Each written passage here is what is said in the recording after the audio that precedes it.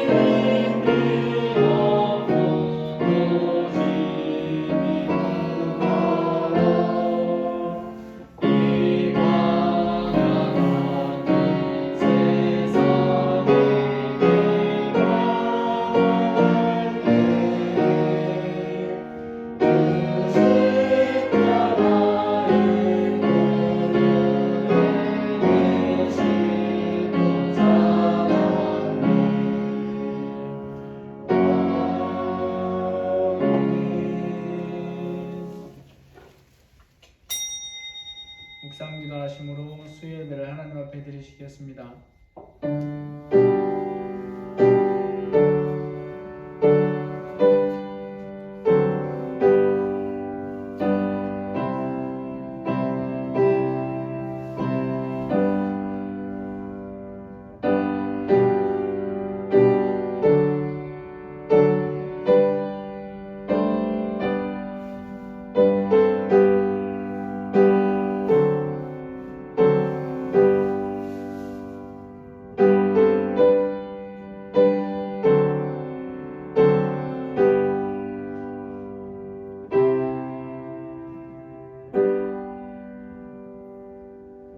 사도신경으로 신앙 고백하시겠습니다. 전능하사 천지를 만드신 하나님 아버지를 내가 믿사오며 그 외아들 우리 주 예수 그리스도를 믿사오니 이는 성령으로 잉태하사 동정녀 마리아에게 나시고 본디오 빌라도에게 고난을 받으사 십자가에 못 박혀 죽으시고 장사한 지 사흘 만에 죽은 자 가운데서 다시 살아나시며 하늘에 오르사 전능하신 하나님 편에 앉아 계시다가 저리로서 산 자와 죽은 자를 심판하러 오시리라. 성령을 믿사오며 거룩한 공예와 성도가 서로 교통하는 것과 죄를 사하여 주시는 것과 몸이 다시 사는 것과 영원히 사는 것을 믿사옵나이다. 아멘. 찬송가 429장입니다.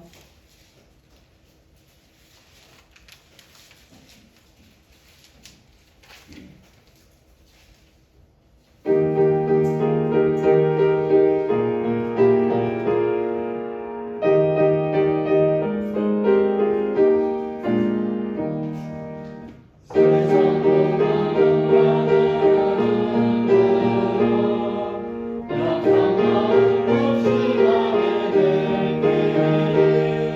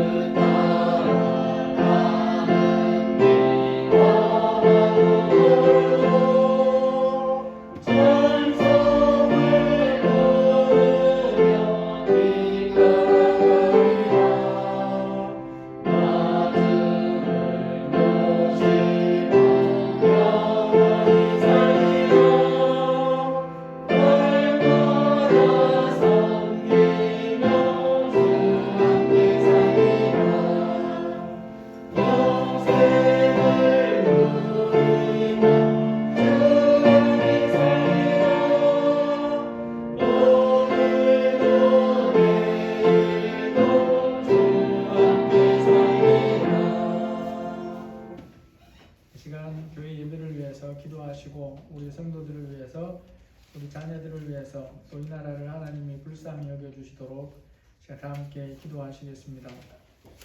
하나님 아버지, 저희들 불쌍히 여겨주시고 오늘 수요일로 감사합니다.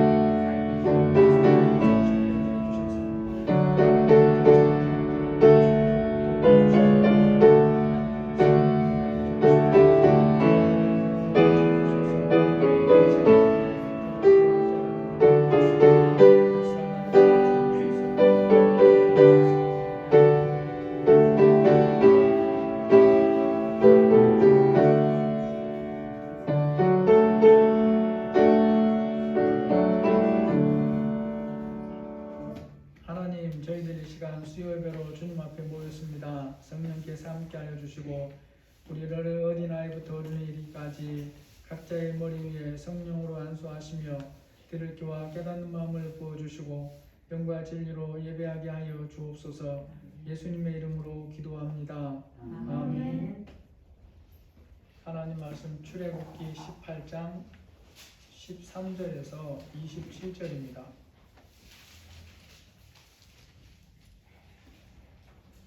출애굽기 18장 13절에서 27절입니다.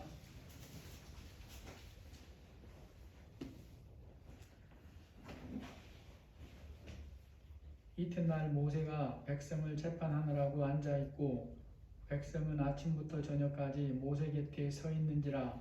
모세의 장인이 모세가 백성에게 행하는 모든 일을 보고 이르되 내가 이 백성에게 행하는 이 일이 어찌 되느냐.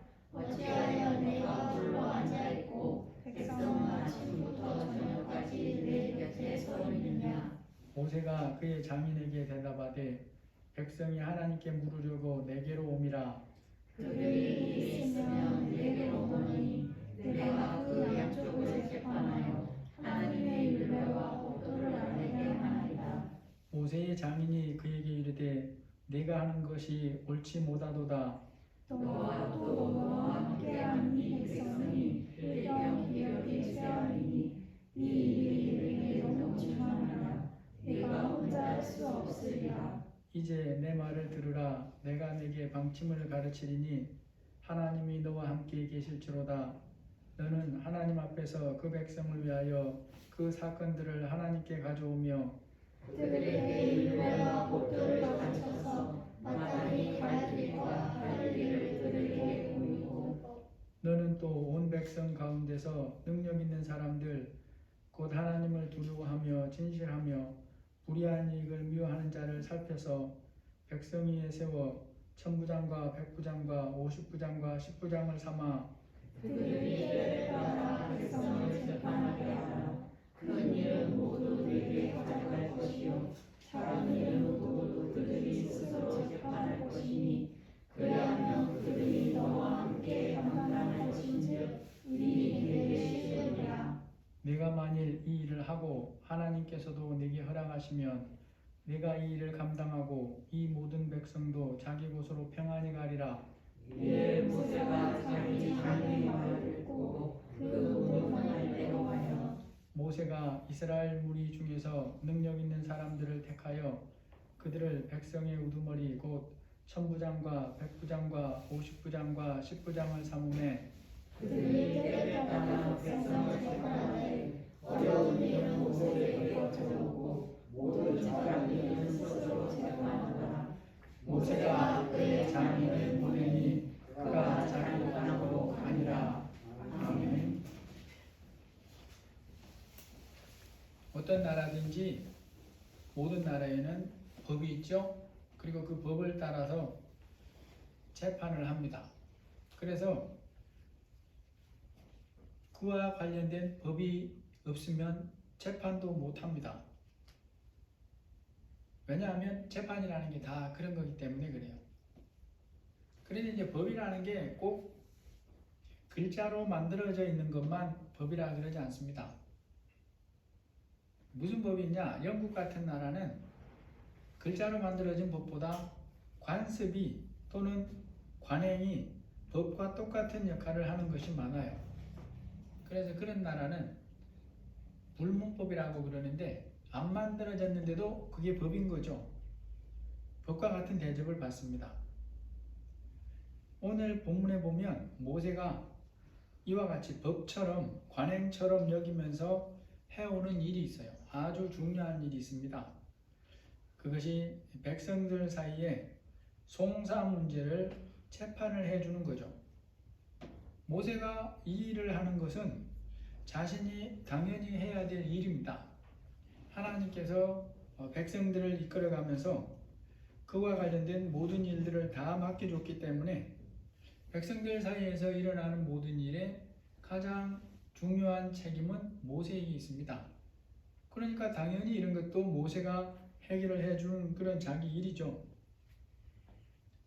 그래서 모세가 평소에 하는 일 중에 아주 중요한 재판하는 일을 하는데 그것을 누가 보냐라는 거죠. 오늘 13절 14절에 보니까 이튿날 모세가 백성을 재판하느라고 앉아있고 백성은 아침부터 저녁까지 모세 곁에 서 있는지라.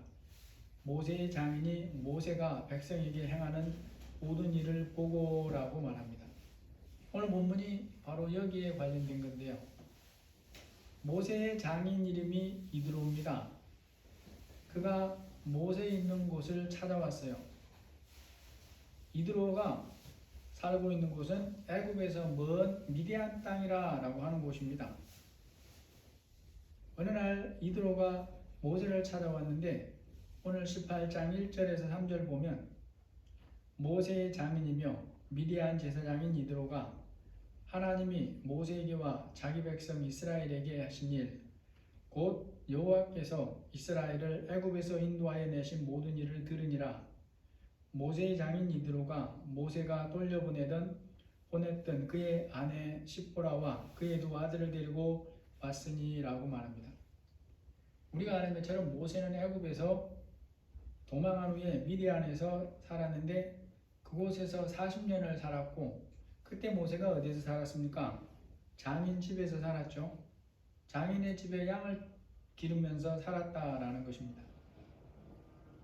그렇게 사는데 40년이 됐을 때 하나님께서 모세에게 찾아오셔서 내가 너를 통해서 특별하게 할 일이 있다 라고 말씀을 해주죠. 그것이 바로 애굽에서 이스라엘 백성들을 구해내는 일입니다. 그런데 이 일은 모세가 아무리 생각해봐도 자기는 그것을 할 능력이 조금도 없다는 것을 알았어요. 그래서 하나님이 가라고 하는데 나는 못 갑니다, 못 갑니다 계속 사양하니까 하나님께서 계속 모세에게 말씀해 주시고 그가 부족하다고 하는 것들에 대해서 또 말씀해 주시고 나중에는 하나님이 이런 분이다 능력을 눈으로 보여주시면서 가라라고 해서 이제 모세가 애굽으로 갔지요. 어쩌면 모세는 애굽에서 나온 후에 그날이 애굽으로 돌아가는 그런 첫 번째 길이었을지도 모릅니다. 성경에 보면 중간에 애굽으로 돌아갔다는 말이 한 번도 없어요. 그리고 상황에서 보더라도 돌아갈 이유가 하나도 없는 상황이에요. 그때 모세가 그곳에서 40년을 살다가 이제 자기도 애굽에서 다시 사명을 받아서 애굽의 백성들을 데리러 갈 때 처음에는 가족들을 데리고 갔죠. 가족들을 데리고 가다가 중간에 이제 생각해 보니까 이것은 안 되겠구나. 나중에 내가 임무를 다 마치고 그때 가족들을 데려가야 되겠다. 그리고 다시 자기 가족을 장인 집으로 돌려보냈어요. 모세와 백성들이 애굽에서 나오는 시간은 얼마가 걸렸는지는 모릅니다. 근데 10번의 재앙이 있었잖아요. 최소한 앞에 끝까지 보여준 거 하면 최소한 11번 정도 되는데 그 이전에 장로들에게 가서 말하는 시간 이런 것까지 보면 많이 보면 한 사건이 일주일씩 잡으면 아마 제일 적게 잡으면 12주의 시간이라고 볼 수 있어요. 기본적으로 10가지 재앙이 사건이 있고 그 다음에 앞에 가서 백성들에게 말을 전하고 뭐 이렇게 예비로 보여준 것도 있고 아닐 수도 있지만 어쨌거나 한 12주 정도로 한 사건이 한 주를 보면 그 정도 된다고 볼 수 있습니다. 그러면 몇 달이죠? 70일에서 84일이니까 석 달 정도. 석 달 남짓 걸렸다고 보고 그리고 애굽에서 나온 지 지금은 얼마나 됐으냐? 지금 현재 시간은 한 2달 정도 지난 후예요. 왜냐하면 석 달 정도 됐을 때 시내산에 도착하는데 아직 도착한 건 아니거든요. 그러니까 보면 대략 한 2달 정도 됐지 않을까.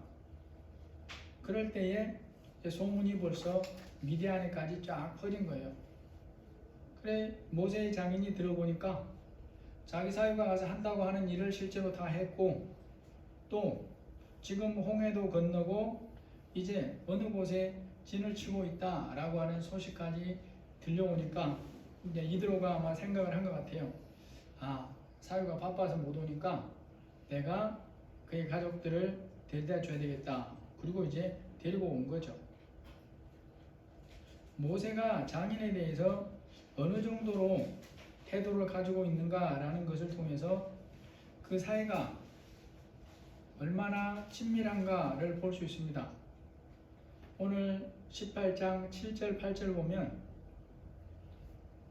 모세가 나가서 그의 장인을 맞아 절하고 그에게 입맞추고 그들이 서로 문안하고 함께 장막에 들어가서 모세가 여호와께서 이스라엘을 위하여 바로와 애굽 사람에게 행하신 모든 일과 길에서 그들이 당한 모든 고난과 여호와께서 그들을 구원하신 일을 장인에게 다 말하매라고 말합니다. 하나님께서 자신을 통해서 하신 놀라운 일이나 은혜를 주신 것에 대해서 다른 사람하고 나누는 것이 쉬운 일일까요? 어려운 일일까요? 일단 상대방이 같이 하나님을 믿는 사람이라면 기본적으로는 좀 쉬울 수는 있는데요. 그렇다 하더라도 이렇게 분배를 해야 됩니다. 상대가 믿는 사람이라고 해도 자기의 경험을 다 나누는 것이 덕이 될 것인지 이것들을 분배를 해봐야 돼요. 그래서 듣는 상대방이 이것은 도무지 들어도 이해할 수 없겠다. 혹은 믿는 사람이지만 내가 나누는 이런 은혜들을 믿음으로 받으면서 같이 이렇게 은혜를 나눌 수 없겠다 싶으면 중단을 해야 됩니다. 그리고 그 양도 적절하게 조절을 해야 돼요. 깊이도 물론 조절해야 됩니다. 그러지 않으면 이 사람들이 들으면서 자기 생각대로 이제 재생산을 하는 거예요. 그게 바로 소문이라고 하는 것입니다. 그래서 소문은 항상 자기 주장으로 나는 것이지 그 사람의 생각, 상대방의 생각을 배려해서 나는 소문은 잘못되는 법이 없어요. 들어서 내 입을 통해서 다시 나갈 때 이상한 소리가 나기도 하는 거죠. 그래서 우리는 이런 부분들에 대해서 분별하면서 나누어야 돼요. 믿는 사람은 자신이 받는 은혜를 나누면서 그렇게 나눌 대상이 있다는 것은 아주 감사할 일이죠. 오늘 모세에게 있어서 이런 부분에 있어서 장인 이드로는 하나님을 믿는 믿음에 있어서는 모세가 말하는 하나님이 어떤 분인지 사실 알지 못합니다. 현재까지 이드로가 모세의 하나님에 대해서 아는 게 없어요. 미디안의 제사장이라고 해도 그 미디안은 누굽니까? 아브라함이 낳은 후처와의 사이에서 낳은 그 아들들의 족속의 후대다 이 말이죠. 그들은 아브라함 집에서 다 떠났던 사람들이에요. 아브라함이 살아있을 때 다 내보냈죠. 독립하도록. 그들이 수백 년이 흐르는 동안 하나님을 제대로 믿었다고 말할 수가 없습니다. 성경적인 하나님을 섬겼다고는 더더욱 우리가 바라볼 수가 없는 거죠. 그러나 다른 면에 있어서 인간적인 그런 친밀함에 있어서 신뢰함에 있어서 이때의 모세에게 있어서는 장인 이드로야말로 하나님이 모세를 통해 하신 일을 듣고 진정으로 기뻐하면서 함께 나눌 수 있는 그런 첫 번째 사람이라고 볼 수도 있어요. 아내를 제외하면 장인보다 더 가까운 사람이 모세에게 없는 겁니다.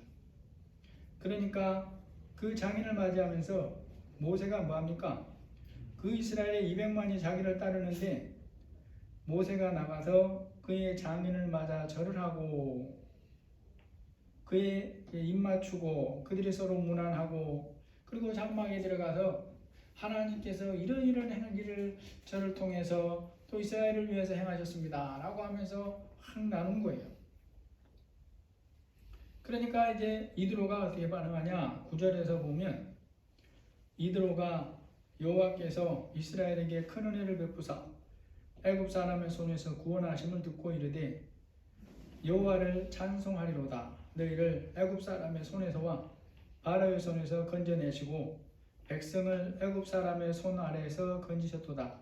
이제 내가 알았도다. 여호와는 모든 신보다 크심으로 이스라엘에게 교만하게 행하는 자들을 이기셨도다 라고 말합니다.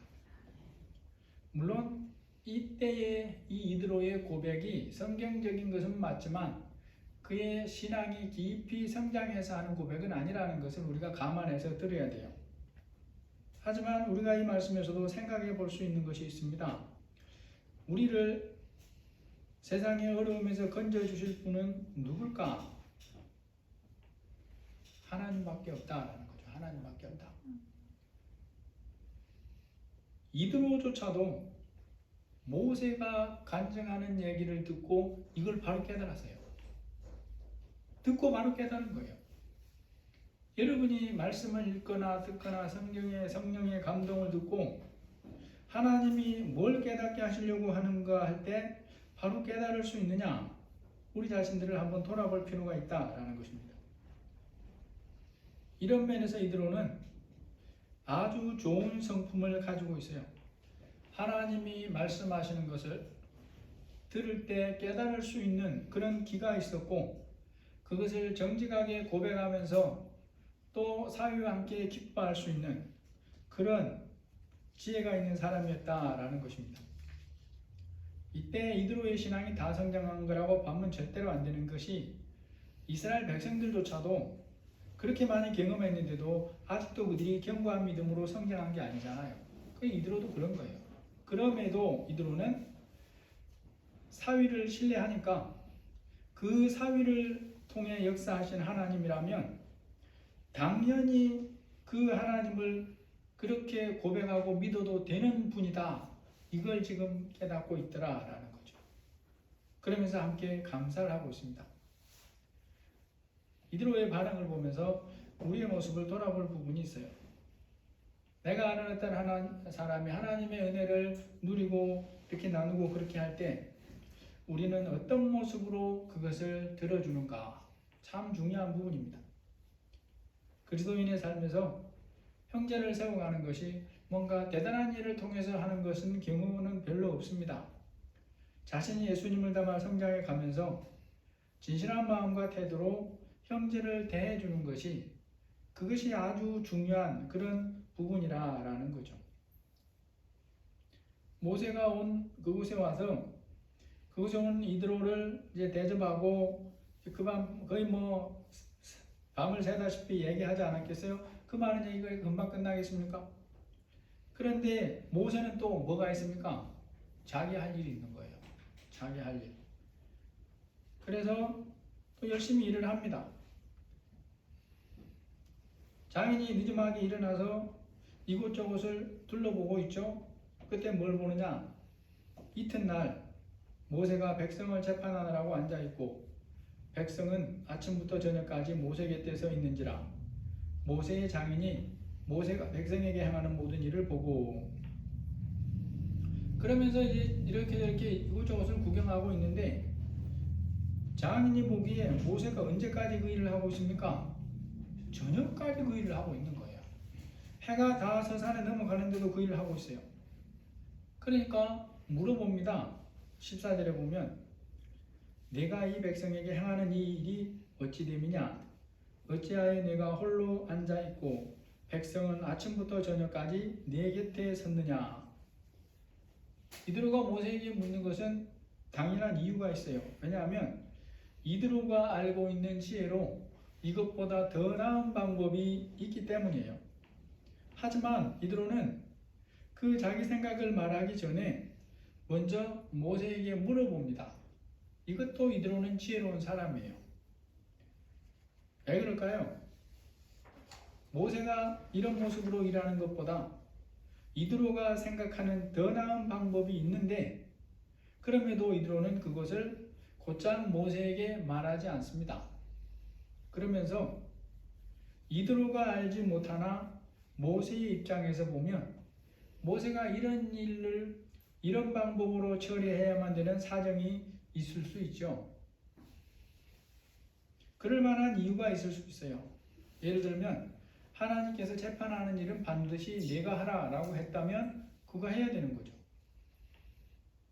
하나님이 말씀하신 경우라면 모세도 자기 마음대로 바꾸면 안 되는 것입니다.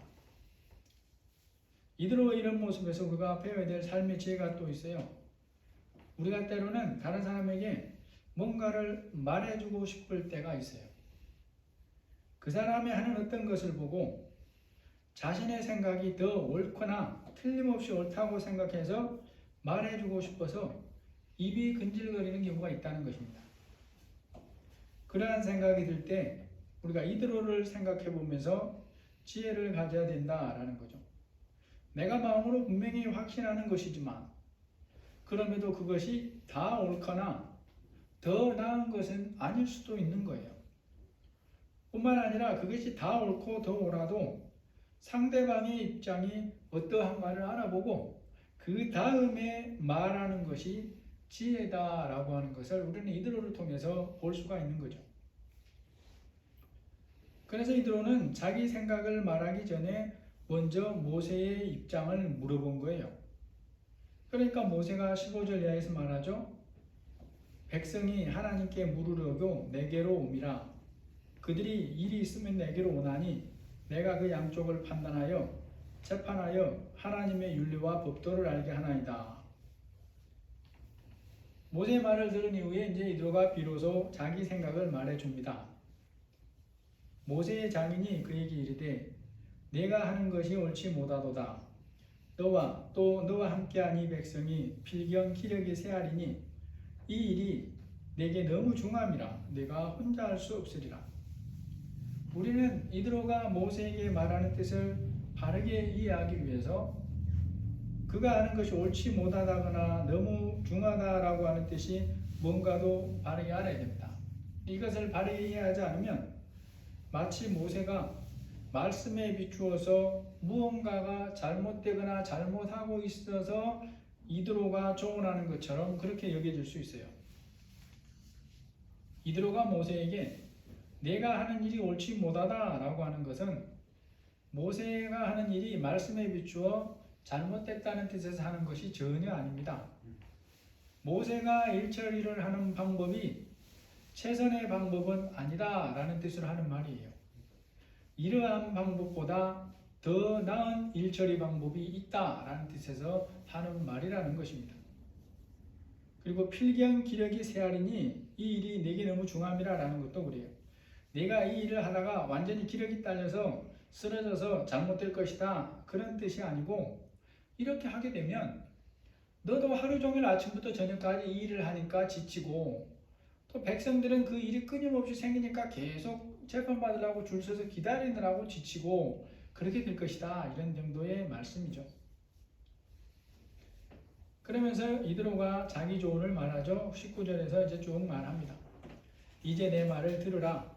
내가 네게 방침을 가르치리니 하나님이 너와 함께 계실지로다.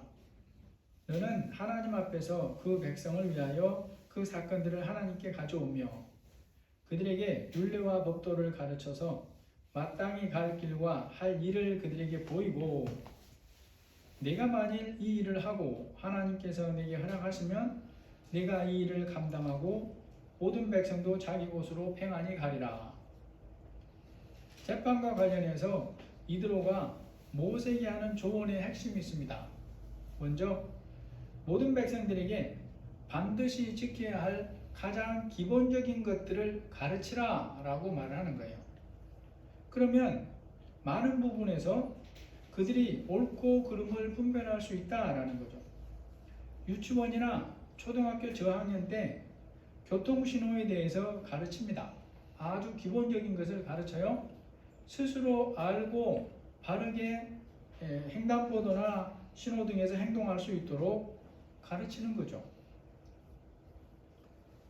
두 번째로 조언하는 것은 그렇게 가르친 다음에 백성들 중에서 오늘 말씀대로 보면 하나님을 두려워하며 진실하며 불의한 이익을 미워하는 자들을 뽑아서 그들의 능력에 맞추어서 중간 단계를 맡기라 라고 하는 거예요.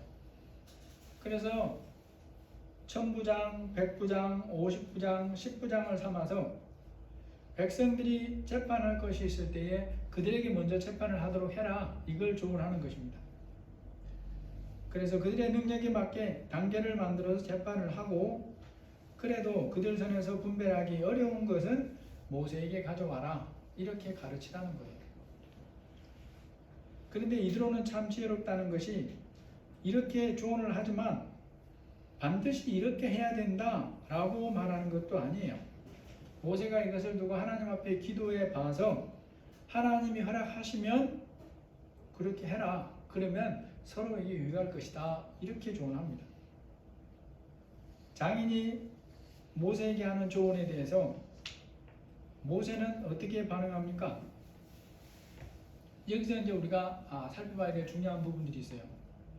이드로가 비록 모세의 장인이긴 하지만 하나님을 아는 정도에 있어서나 이스라엘 백성들을 아는 부분에 있어서 모세에게는 전혀 비교할 수 있는 대상이 아니라는 것입니다.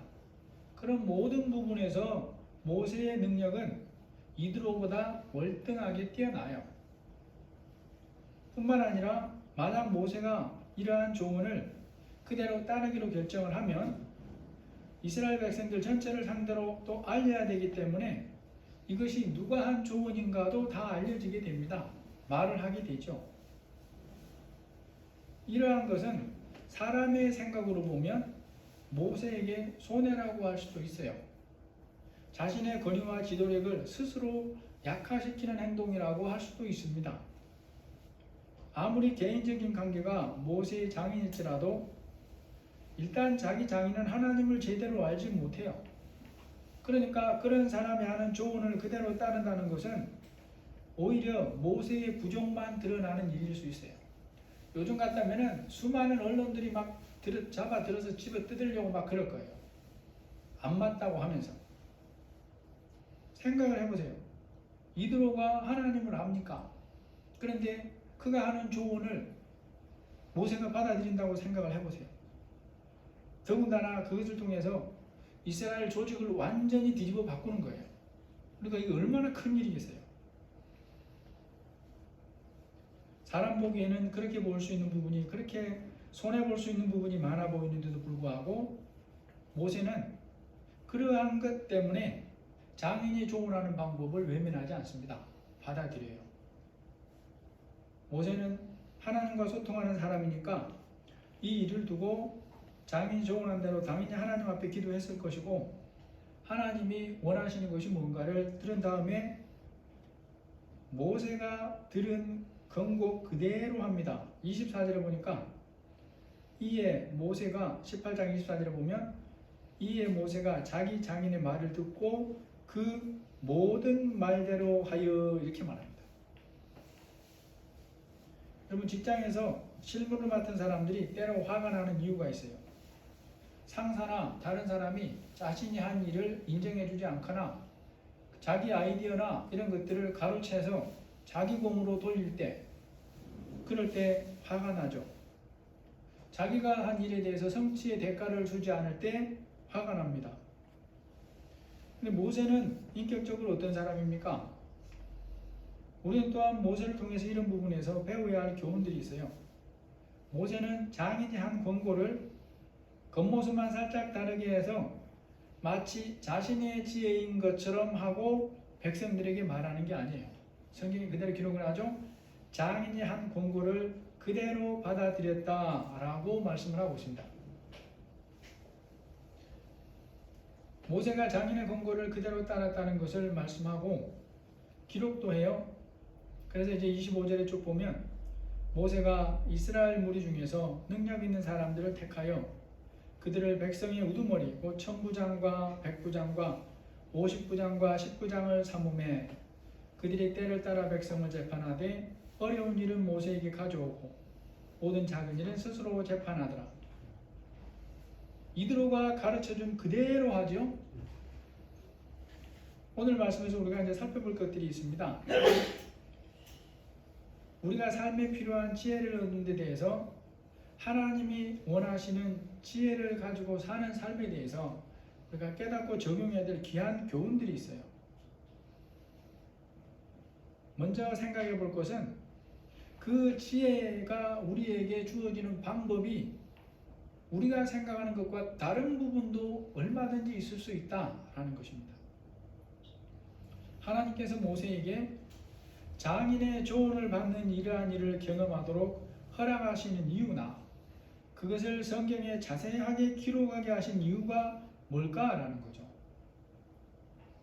가장 먼저 생각해 봐야 될 부분이 모세 같은 믿음의 사람이라고 해도 모든 면에서 항상 최고의 지혜를 가지고 사는 것은 아니라라고 하는 교훈이에요.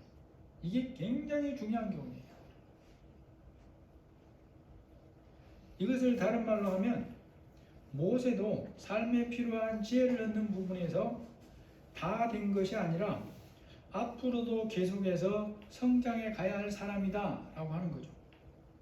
하나님과 직접 소통하는 모세조차도 필요한 모든 지혜를 다 가진 것이 아니라는 거예요. 그리고 이것이 사람이 가지는 지혜의 한계이기도 하다라는 것입니다. 이걸 모르면 사람에게 매일 수가 있어요. 제가 전해드린 어떤 사람들은 그런 일들이 있어요. 특별히 건강하게 기도원에서 생활한다 하더라도 그 기도원의 최고 장이라거나 이런 사람들은 그 안에 있는 사람들에게는 영향력이 굉장히 큽니다. 거의 막 하나님 같은 존재예요. 그러니까 그런 사람들이 하는 말에 분별이라는 것 자체를 안 해요. 왜요? 당연히 하나님 뜻이고 옳다고 생각하거든요. 그런데 바로 그러한 경우에 이 이도를 통해 주는 교훈을 깊이 깨달아야 돼요. 그래야 진리 안에 자유를 누릴 수 있어요. 사람은 모세 같은 사람일지라도 필요한 모든 경우의 지혜를 최고의 수준으로 다 가진 게 아니라라는 것입니다. 이것이 우리에게는 어떻게 적용되느냐? 내가 어떤 부분에서 아무리 그럴듯한 지혜를 가졌어도 그것으로 교만하지 말아야 된다라는 거죠. 또 내가 전문으로 하는 어떤 분야일지라도 나보다 더 나은 지혜를 가진 사람들이 얼마든지 있을 수 있어요. 그러하다는 것을 알고 사는 사람이 참 지혜를 가진 사람이라는 것입니다. 본문을 통해 우리가 깨달아야 될 또 한 가지 교훈이 있습니다. 성경에서 하나님 자녀가 삶에서 마땅히 배우고 얻어야 할 지혜는 그 얻는 방법이 어떤 것인가에 대한 생각이에요. 여러분, 그리스도인이 삶에서 얻어야 할 지혜는 반드시 말씀이라고 하는 모양을 가진 것을 통해서만 주어지는 것이 아니에요. 여러분, 성경에 보면 나귀도 사용하죠. 발람은 완전히 이방의 거짓신 들린 그런 사람이에요. 그런데도 그 시대에 유명했어요. 하나님이 때로는 필요하면 그런 자의 입도 사용할 수 있어요. 얼마든지 사용할 수 있습니다. 하나님을 믿는 사람이라면 삶에서 얻어야 할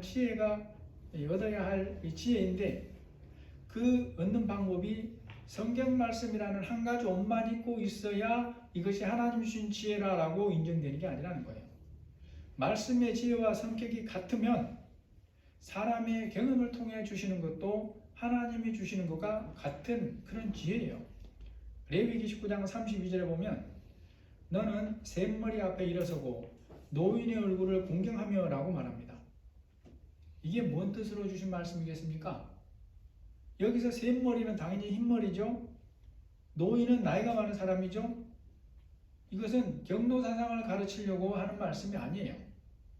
나이가 많은 사람은 인생을 더 오래 살아온 사람이고 그러한 사람은 그 삶에서 그만큼 경험이 많다는 거예요. 다시 말해서 지혜를 존중히 여기라 라는 뜻으로 하는 말씀이라는 것입니다. 하나님이 우리에게 지혜를 가르치는 방법에는 노인을 통해 주시는 것이 있어요. 다시 말해서 나보다 먼저 믿은 사람을 통해 주시는 지혜가 있는 것입니다. 그러한 것이 말씀의 교훈으로 분별해서 거기 맞으면 하나님이 주시는 교훈과 같은 것으로 알고 지혜에서 살아라 그런 뜻이죠. 오늘 본문에서 마지막으로 또 한 가지 살펴보고 싶은 것이 있습니다. 앞에하고 약간 비슷하지만 조금 다른 게 있어요. 모세라고 해도 삶에서 알아야 할 지혜를 다 가진 사람은 아니다 라는 거죠. 우리는 모세를 신처럼 그렇게 생각할 수 있습니다. 이스라엘 백성들에게 신처럼 여겨졌어요. 하나님 그렇게 말씀까지 했어요. 내가 너를 다른 사람들에게 신처럼 보이게 해주겠다. 그런데 놀랍게도 그런 모세조차 삶에서 알아야 할 지혜를 다 가진 게 아니에요. 다시 말해 최고 수준의 지혜를 다 가지고 있는 게 아니라고 하는 놀라운 사실이에요. 이것이 주는 교훈도 너무 큽니다. 모세처럼 하나님과 친밀하게 소통하며 살고 성령 충만하게 살아요. 심지어 얼굴을 맞대고 보는 것처럼 그렇게 친밀한 모세인데도 그가 가진 지혜가 다른 사람은 그만두고 그의 삶의 영역 안에서라도 항상 최고 수준의 지혜는 아니라고 하는 거죠. 이게 얼마나 중요한지 몰라요. 이걸 알아야 우리가 다른 사람에게 매이지 아니하고 자유를 누려야 될 부분에서 누릴 수 있어요. 엄청나게 중요한 사실입니다. 하나님 자녀가 가지고 살아야 할 최고의 지혜는 오직 하나님께만 있습니다. 그리고 하나님 그것을 한꺼번에 다 말씀해 주지도 않아요. 그러므로 믿음이 아무리 좋은 사람이라도 항상 하나님을 가까이 하고 살지 않고는 하나님이 주신 최고의 지혜를 가지고 살 수가 없어요. 모세처럼 하나님과 친밀하게 소통할지라도 때로는 특정한 부분에 대해서 필요한 지혜를 더 구해야 돼요. 그게 하나님의 뜻이에요. 내가 지금까지 알고 경험한 것이 전부가 아니라는 것입니다. 때마다 일마다 하나님을 의지하지 않고는 삶에서 최고의 결정을 하면서 살 수 있는 것이 아니라는 걸 알아야 돼요. 그러면 어떻게 되냐? 차선이나 차차선인데도 불구하고 자기가 알기에 그것이 최고니까 최고인 줄 알고 살 수밖에 없는 것이 인생의 한계라는 것입니다. 오늘 말씀을 정리해 봅니다. 하나님께서 우리에게 필요한 죄를 얻게 하시는 방법은 한 가지만 있는 게 아니에요. 그리고 말씀이라고 하는 옷만 입고 있는 것도 아니에요.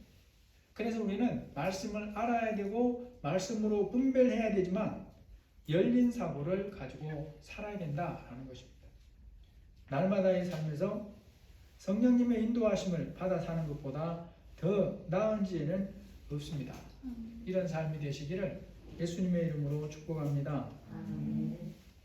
하나님 아버지, 이스라엘 백성들에게 신과 같은 모세조차도 하나님을 거의 제대로 모르는 이드로가 보기에 이드로가 가진 그 지혜보다 낮은 지혜를 가지고 사는 순간들이 있습니다.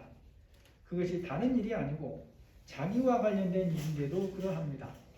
이것이 또한 사람의 한계입니다.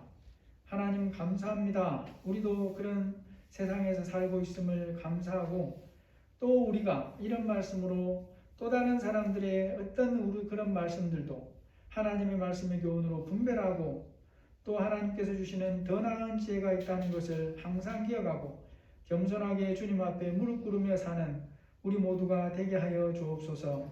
예수님의 이름으로 기도합니다. 아멘. 찬송가 435장입니다.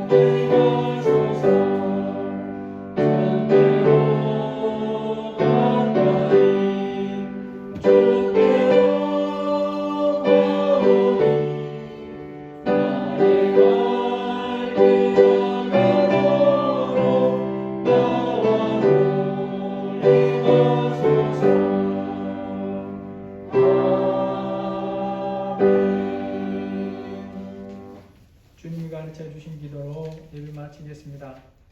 하늘에 계신 우리 아버지여, 이름이 거룩히 여김을 받으시오며 나라가 임하옵시며 뜻이 하늘에서 이루어지는 것 같이 땅에서도 이루어지이다. 오늘 우리에게 일용할 양식을 주옵시고 우리가 우리에게 죄 지은 자를 사하여 준 것 같이 우리 죄를 사하여 주옵시고 우리를 시험에 들게 하지 마옵시고 다만 악에서 구하옵소서. 대개 나라와 권세와 영광이 아버지께 영원히 있사옵나이다. 아멘.